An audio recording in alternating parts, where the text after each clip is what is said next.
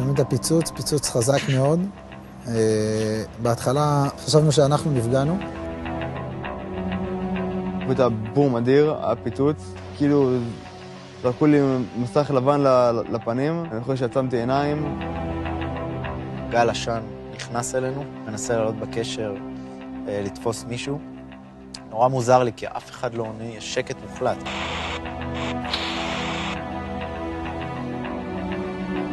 כשקלטנו את גודל האירוע, הרגשתי שנפתח הגיהנום. ממש ככה, נפתחו הגיהנום ואנחנו באירוע של גיהנום פתוח לנו מתחת לרגליים.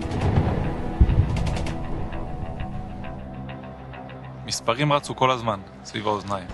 כמה נדרים, כמה יש לנו, כמה עוד אין לנו.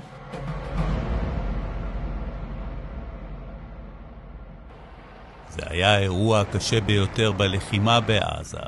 21 לוחמי מילואים שנהרגו, אסון שצה"ל עדיין לא פרסם את התחקיר שלו. בוויקיפדיה כתוב אסון. אני לא מסכים עם הטרמינולוגיה הזו. היה פה קרב.